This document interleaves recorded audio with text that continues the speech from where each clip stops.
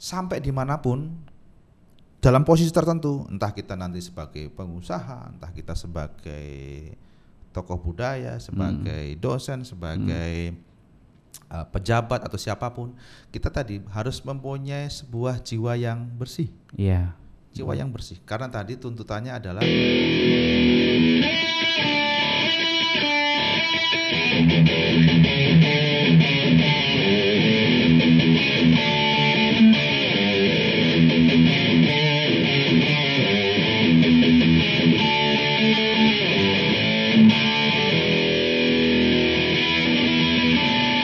Mas Beni, melanjutkan ini tentang mental health ya, kesehatan mental. Ini banyak sekali menimpa segala usia sebetulnya di sini. ya, Baik dari anak kecil maupun sampai lansia di sini adalah depresi. ya, depresi. Depresi adalah sebuah termasuk menurut saya adalah gangguan kesehatan mental di sini. Ini menurut Mas Beni apa sih depresi itu dan seberapa parah nanti efeknya ke mental dan mungkin nanti solusinya untuk depresi itu seperti apa? Ya. Okay. Depresi ini sebenarnya lebih banyak masuk ke kecenderungan di suasana hati. Suasana hati. Ya, suasana hati di dalam mencoba mengakomodir apa tujuan kehidupan atau apa yang menjadi project target hidupnya. Contoh kalau anak-anak misalnya dia banyakkan PR, itu jadi depresi juga lotnya. Nah, kelihatan bahwa suasana hatinya dalam mengerjakan PR itu mungkin sudah jenuh, sudah lelah gitu ya. Atau mungkin ada suatu ambisi dari orang tua ya yang mengepush atau mendorong anaknya ini sehingga karepe orang tua itu apik. Iya. Cuman malah jadi bikin anak itu tertekan gitu. Oke. Nah, di depresi ini sebenarnya kalau di belum sampai katakanlah di atas limit, itu sebenarnya merupakan suatu proses yang bagus juga di dalam berproses, terutama nanti di stress management. Ya. Sebentar, kok bisa? Ya. Jadi misalnya ketika kita di depresi misalnya target. Ketika dia suasana hati ini masih bisa dikontrol gitu ya. Kemudian bisa mengelola target. Kemudian dia bisa belajar bahwa yang kemarin itu ketika saya misalnya targetnya banyak begini, saya harus mengelola ini. Connectivity-nya ke sini. Ada proses pembelajaran. Tetapi ketika misalnya di dalam proses target dia mengejar, kemudian suasana hatinya juga nggak baik dalam kondisi bukan hanya target, mungkin plus ada yang lain gitu sehingga proses pembelajaran stress manajemennya itu dia tidak nyangkut. Nah, yang bagus adalah tadi masih di dalam karakteristik batas normal tadi, ambang batasnya gitu ya. Tapi kalau sudah di sini sudah sangat berbeda. Nah, karena efek-efek dari depresi juga luar biasa. Bahkan kalau misalnya dalam kasus yang banyak terjadi yang sudah datang ke saya, ketika depresi terjadi mungkin nanti akhirnya dia jadi penyendiri. Kemudian akhirnya tidak mau menerima masukan orang lain Kemudian akhirnya tidak mempunyai cakupan bahwa saya ini punya target hidup apa aja gitu. Bahkan yang agak ekstrem adalah jadi antisosial. Antisosial. Antisosial. Jadi akhirnya saya nggak mau terima pendapat orang lain lah, begini.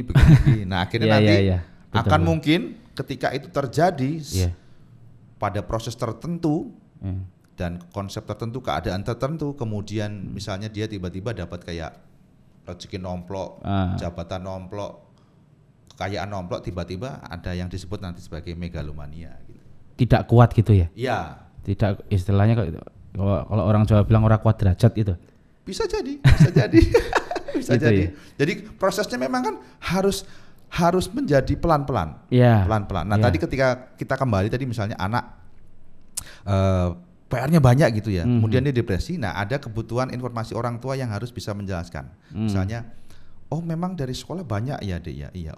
Berarti begini aja. Ada targetnya enggak? Misalnya, yang ini harus hari ini, yang besok berarti yang ini dulu kamu kerjakan. Misalnya begitu, diajarkan begitu. Iya, jadi manajemen mental juga kan. Jadi prosesnya diajarkan dulu. Tetapi kalau misalnya kita sudah ngomong tadi ada tuntutan, ya enggak, pokoknya kamu harus dikerjakan dan enggak mau nanti harus bagus nanti laporan ke ayah. Mau tahu ya, nah ada kalimat seperti itu, ada tuntutan seperti itu, juga ada depresi juga sendiri gitu. Iya, jadi memang kita semua itu, kalau saya menurut saya pribadi, kita itu juga pernah depresi kok. Pernah. Pasti semuanya. Pernah. Baik itu di levelnya minor sampai level mayor. Iya. Mungkin kalau dulu saya mayor, mungkin saat diputus sama cewek misalkan kan gitu. Kan gitu. Atau bagaimana sedih terhadap mungkin keadaan lingkungan sekitar. Ya, bisa jadi. Seperti bisa jadi. Jadi memang depresi ini tinggal tadi saya rangkum dari Mas Benny, tinggal bagaimana kita itu memanage hati ya. Ya, karena hampir sekitar 70-80% depresi itu berkaitan dengan suasana hati. Iya, jadi memanage hati bagaimana? Ya. Karena memang ya itu, dan itu tidak bisa belajar 1-2 hari sebetulnya. Udah harus proses. Yeah. Makanya nanti coba dulu tadi misalnya Mas Jo, pada masanya dulu pacaran pertama depresi, diputus pacar. Iya, coba nanti pacaran kedua ketiga diputus, depresinya sudah kurang. Soalnya tahu. Ya. Jadi akhirnya stres manajemen tertata gitu ya. Suwe-suwe kan ngapal. Resisten sendiri. Resisten gitu ya. Iya. Ya sama aja kan kayak itu kalau sama aja kalau kita makan soto 1 mangkok itu masih kerasa enak ini. Iya kan. Terus kemudian makan soto 2 mangkok ya masih enak lah, enak ini. Makan soto 3 mangkok wes mulai kewaregen. Makan soto 4 mangkok ini soto enggak ada rasanya. Iya, itu dalam hal yang baik loh seperti itu. Tapi tadi saya menarik sekali ada kata-kata megalomania, Mas. Ya. Megalomania. Jadi kalau saya pernah baca juga ini megalomania itu adalah basically dia itu, si person itu adalah tipe yang haus tentang kekuasaan dan pengakuan. Oke, ya. Ini human trait seperti apa ini? Sifat manusia seperti apa kok bisa ada kategori megalomania ini, Mas Ben? Ya, ini bisa mungkin muncul dari latar belakang belief, atau bisa muncul dari latar belakang keadaan. Kalau latar belakang belief misalnya dulu dari nggak punya, atau dari orang yang tertekan terus, atau dari orang yang sering dibully terus, ya. Itu masuk depresi tadi? Iya, dibully itu salah satu nanti bisa depresi. Tapi kalau dia tadi batas ambangnya keluar di atas batas ambang, akibatnya ketika dia mendapat kesempatan, dia bisa menjadi seorang megalomania. Istilahnya balas gitu? Iya, balas. Jadi misalnya, saya sendiri itu dulu pernah termasuk korban bully. Sama, Mas. Iya, jadi kelas SD kelas 1 sampai 3 itu selalu dimintain uang, dikompasin. Dikompasin. Sehingga akhirnya tidak berani untuk wah gitu. Nah, tadi dia termasuk korban bully gitu ya. Kita bikin case dulu ya. Kita reframe dulu case-nya, misalnya korban bully, tiba-tiba dia berhasil keluar. Keluarnya itu bukan keluar yang sedikit demi sedikit, tapi blar gitu. Jadi ada situasi ekstrim. Iya, ada momentum ekstrim gitu. Blar. Nah, ketika blar itu sehingga tadi dia tidak mengalami proses untuk melakukan sebuah strategi keluar dari zona nyaman untuk keluar dari proses bullyingnya tadi.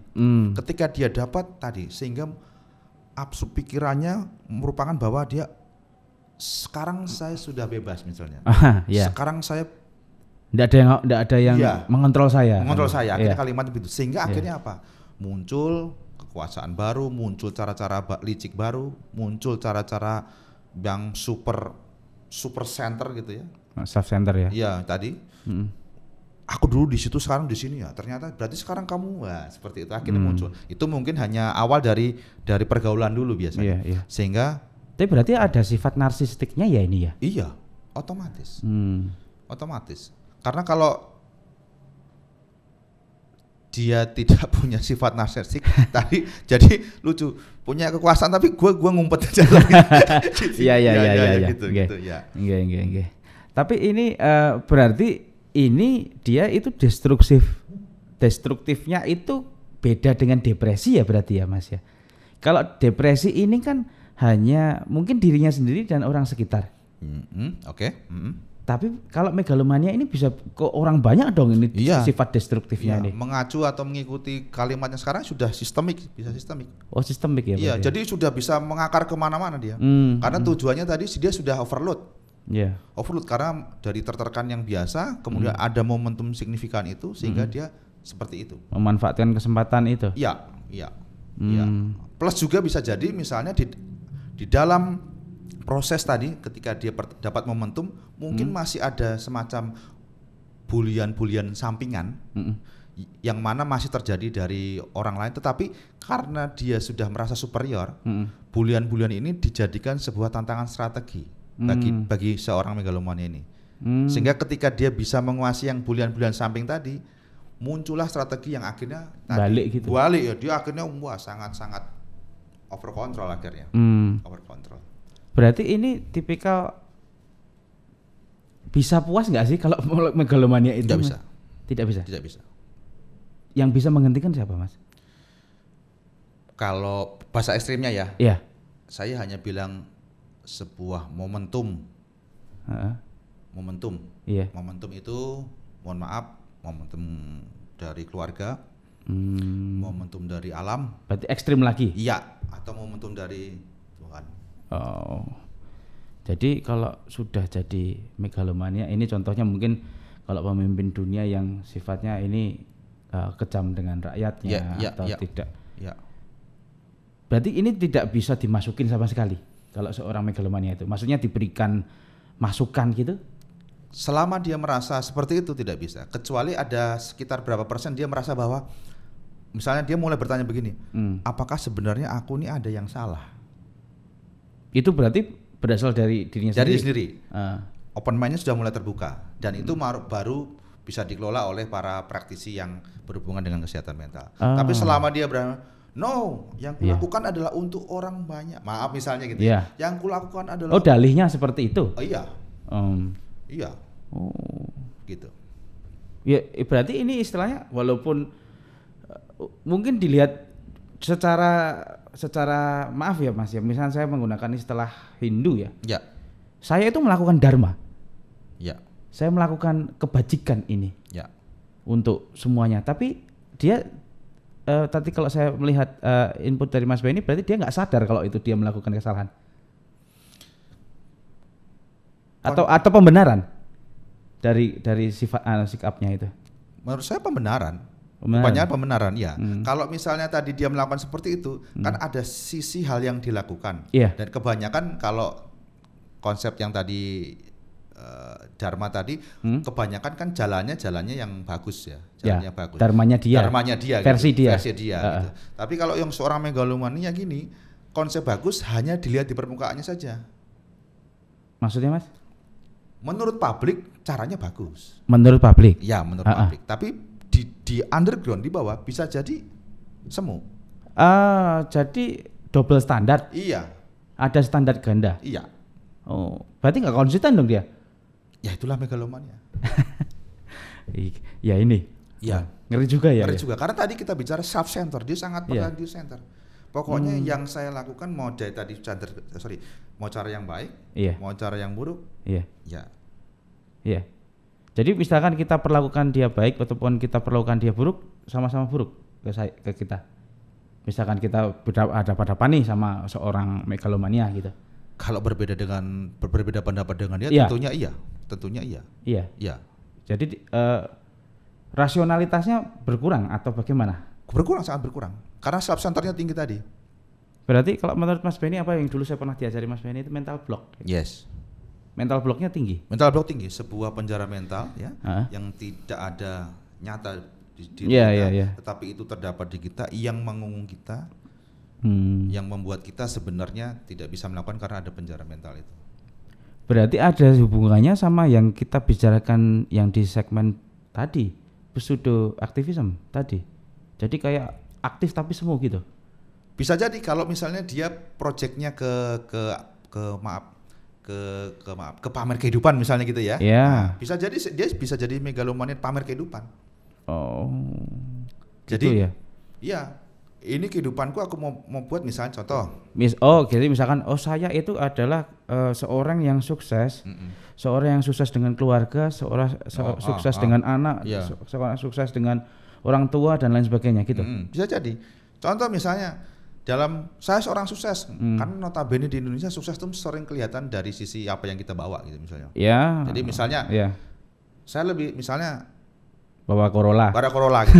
Tapi saya studio activity misalnya, wah ini karena saya misalnya levelnya sudah ngajar di Singapura, Mas Rio pinjem itu dong, yang kuning itu misalnya gitu. Jadi saya gitu kan. Iya. Akhirnya kan orang, nggak apa-apa, ini kan subcenter saya akhirnya begitu. Menyebabkan itu. Iya. Itu banyak terjadi Mas Rio, banyak terjadi. Iya. Sebetulnya saya itu juga dulu itu mungkin kita berhadapan dengan seorang megalomania itu tidak banyak nggak sih Mas itu di masyarakat kayak gitu? Banyak. Dengan level yang berbeda ya? Dengan level yang beda-beda, dengan kesemuan yang beda-beda, dan dengan strategi yang berbeda-beda, dengan keadaan yang berbeda-beda, tetapi ya seorang megalomania itu bagai belut. Jadi dia tadi karena dia punya standar ganda. Jadi dia itu mungkin berada di ada dark side-nya, ada bright side-nya. Iya. Gitu. Iya. Oh gitu. Berarti amfibi dong dia. Amfibi ya. Karena sebenarnya yang megalomania sebenarnya expert loh. Ya. Expert loh sebenarnya. Expert loh dia. Tapi mungkin dengan hati tidak connect. Mungkin connect tapi tidak bisa menjalankan kali ya. Walaupun bertentangan, dia akan tetap menjalankan. Nah, pintarnya dia di situ. Jadi dia melakukan sesuatu. Iya. Bertentangan dengan hati, dengan akal logis yang sebenarnya, atau dengan konsep kebenaran diabaikan dan dia bisa melakukan itu, meluruhkan mengesampingkan kata hatinya, memangku keadaan yang tidak baik di dirinya, dia jalankan dengan hal-hal. Bentar, saya itu pernah diajari tentang konsep Jawa itu olah rasa. Berarti kalau seorang megalomania itu olah rasanya tidak ada atau bagaimana Mas? Diabaikan. Ada tapi diabaikan. Oh, berarti ini sistemnya ini rata gagas. Ya, gitu ya. Sebenarnya kalau rata gagas, mungkin kita pernah berhubungan dengan seorang, malah dia sebenarnya olah rasanya sangat tinggi. Tipe-tipe dia sangat tinggi. Oh, malah sangat tinggi. Saking tingginya mungkin ya? Sangat tingginya akhirnya tidak digagas. Konslet itu. Iya, atau konslet atau tidak digagas tadi. Makanya tadi dia sangat pintar mengunggung dualismenya tadi itu loh. Memberi kamar dualismenya tadi. Berarti lidah tak bertulang nih. Iya. Jadi kan kadang-kadang bilangnya konsistensinya enggak ada, iya. Oh gitu. Enggak ada, iya. Semua tergantung moodnya ya. Yes. Oh. Ya sebetulnya ya ngeri juga ya. Ya ngeri juga kalau punya masalah kesehatan mental yang seperti ini.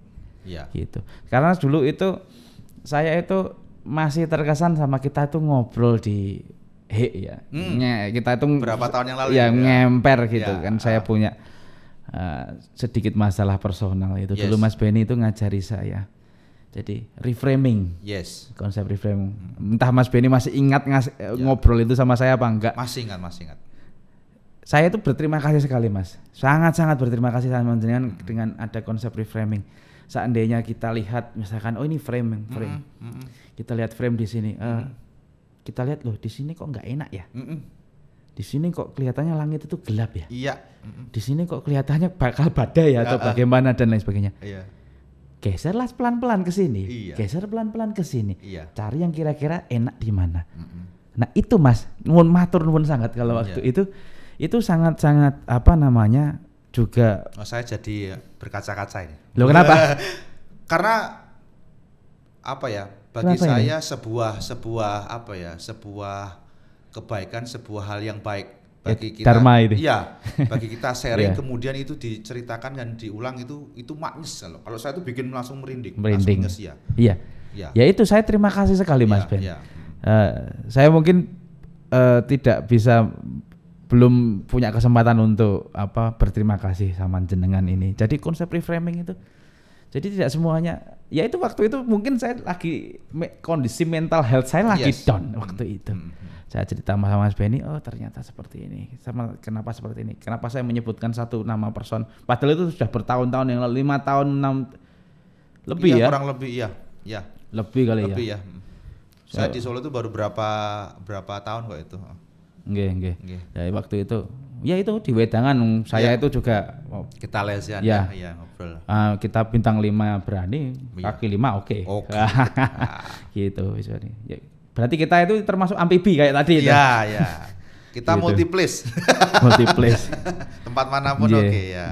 Mas Ben, ini untuk closing statement tentang mental health ini.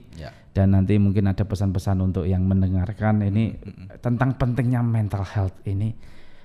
Closing statement dari Mas Ben seperti apa ini? Ya, jadi di dalam sebuah tubuh itu ada 2 pola, fisik dan jiwa.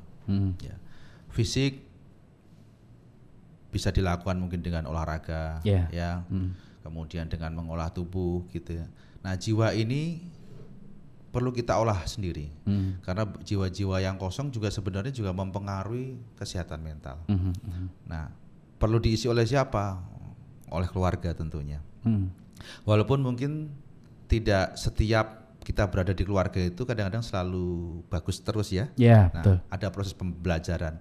Nah, ini pun harus kita isi. Nah, ketika kita nanti sudah keluar dari keluarga pun juga harus kita isi sendiri lagi. Nah, carilah terus teman, lingkungan yang baik yang mengisi kehidupan kita, mengisi jiwa-jiwa kita ini. Nah, tadi kalau kita bicara tentang reframe gitu ya, carilah sudut pandang yang sangat bagus buat kita. Carilah sudut pandang, sehingga kita tahu bahwa kita tuh masing-masing pasti punya mental block. Betul. Pasti ada. Nah, ada halangan sendiri-sendiri. Ada halangan sendiri. Nah, mental block itu harus kita kuasai, sehingga kita harus runtuhkan mental block itu supaya apa? Ada kebebasan ekspresi, ada kebebasan attitude yang mungkin tetap kita jalankan. Nah, sampai dimanapun dalam posisi tertentu, entah kita nanti sebagai pengusaha, entah kita sebagai tokoh budaya, sebagai dosen, sebagai pejabat atau siapapun, kita tadi harus mempunyai sebuah jiwa yang bersih. Jiwa yang bersih, karena tadi tuntutannya adalah ketika jiwa yang bersih itu terjadi, maka kita bisa memberikan jiwa-jiwa bersih kepada energi-energi yang lain, kepada jiwa-jiwa yang lain. Nah, ketika itu minimal terjadi, sehingga minimal orang di sekitar kita jadi baik. Kemudian dia akan merambat skupnya menjadi luas, semakin luas. Sehingga tadi peradaban di Indonesia kita harapkan akan kembali menjadi lebih baik. Dan tentunya melalui channelnya Mas Arya ini bisa diteruskan dan tentunya akan menjadi proses sharing yang lebih baik gitu ya. Mudah-mudahan. Nah, tentunya begitu. Jadi kita ini sebenarnya bangsa yang besar kok. Tadi jiwanya harus dihidupkan lagi, kemudian framingnya harus dijalankan lagi, dan tadi aktualisasi di proses yang benar aja. Jangan ambil shortcut ya. Jangan ambil shortcut. Gitu Mas Benny. Ya, terima kasih, ini bincang-bincang. Sama-sama. Bincang-bincang kita luar biasa. Ada mind opening, mind blowing di sini. Mudah-mudahan ada faedahnya kita untuk Indonesia di sini. Nanti kita mungkin di lain kesempatan kita ketemu lagi. Terima kasih. Ketemu lagi untuk membicarakan tentang hal-hal yang tentang mental, karena Mas Benny ini adalah mentalisator di sini. Terima kasih, saksikan lagi di podcast Dokar. Sampai jumpa. Terima kasih.